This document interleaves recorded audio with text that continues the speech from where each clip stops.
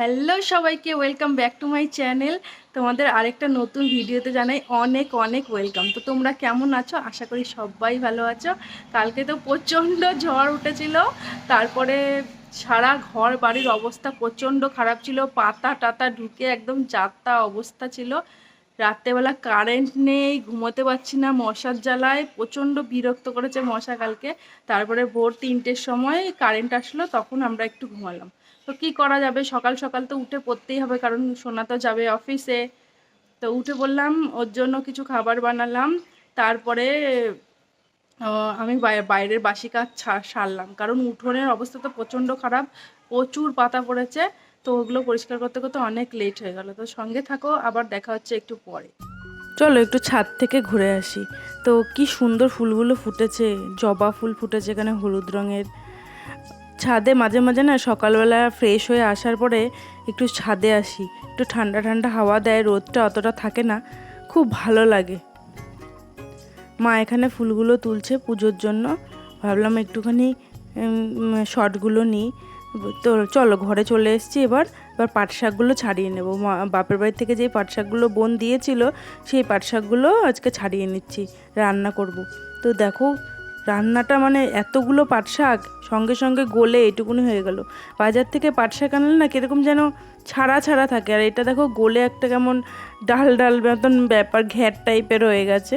মানে বাড়ির জিনিস তো, আর গাঢ় সবুজ রং। মানে দোকানের থেকে যখন আনি কিনে তখন এতটা মানে সবুজ হয় না, যতটা সবুজ বাড়ির জিনিসটাই হলো। তো শাকটা হয়ে যাওয়ার পরে এবার এঁচোড়টা আমি ভাপে বসিয়ে দিয়েছি। তারপরে দেখো সমস্ত মশলা দিয়ে ম্যারিনেশনটা করে রাখলাম, আলুগুলোও ছাড়িয়ে ফেললাম। চলো ওই ঘর থেকে এই গরম মশলাটা বেটে আসি।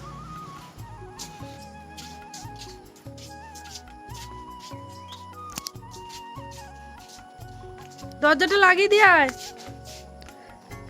মাঝে মাঝে আমি শিল নোড়াতে না মশলা বাটি, যেমন রাঁধুনি, সর্ষে, তারপরে গোটা গরম মশলা, এগুলো আমার বাটতে ভালো লাগে।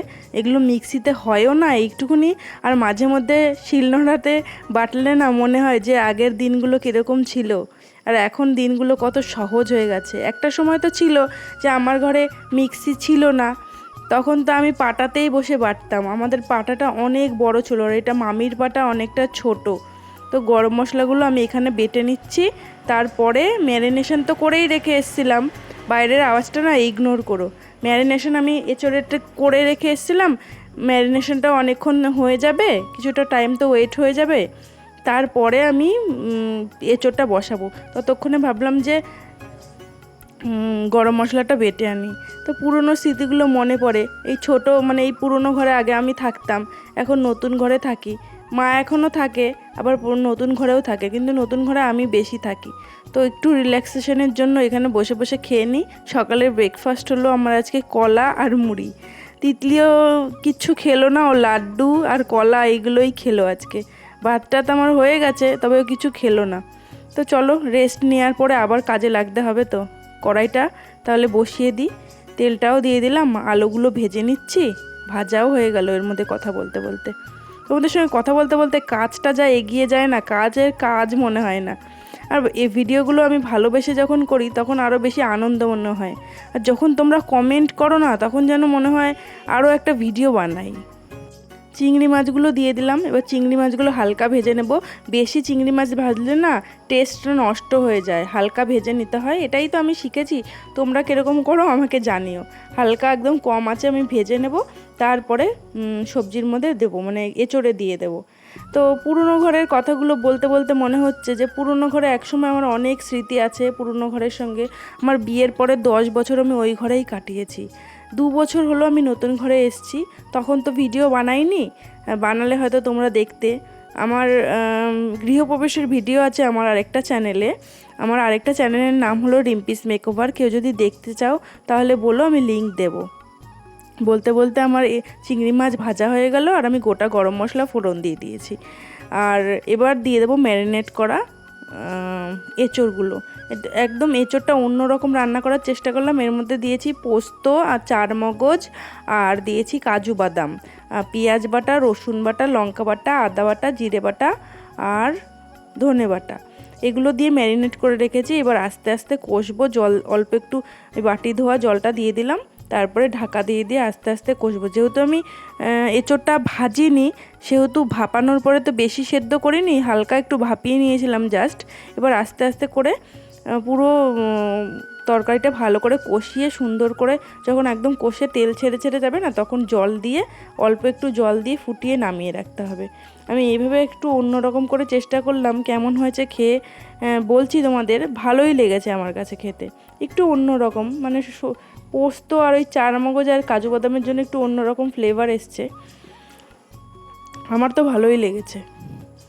তো পুরনো ঘরের স্মৃতি কথা তোমাদের বলছিলাম। তোমরা যদি এরপরে আমি আমার হোম ট্যুর দেবো, তখন দেখতে পাবো আমার পুরনো ঘরটা কেমন ছিল।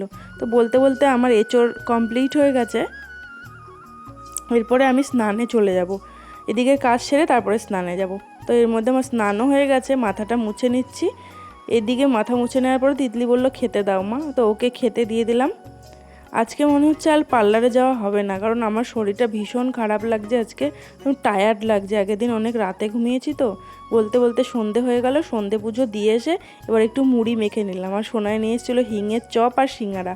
অনেক দিন বাদে তিনজনে একসাথে বসে একটু মুড়ি চানাচুর খাচ্ছি। কবে খেয়েছিলাম মানে বছরখানেক আগে, আমার মনে নেই।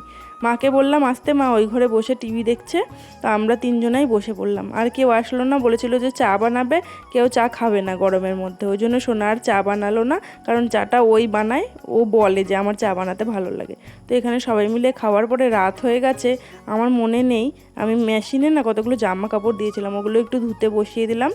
আজকের ভিডিওটা তাহলে এই পর্যন্তই। দেখা হবে অন্য একটা ভিডিওতে। ততক্ষণ সবাই ভালো থেকো, সুস্থ থেকো। দেখা হবে অন্য ভিডিওতে।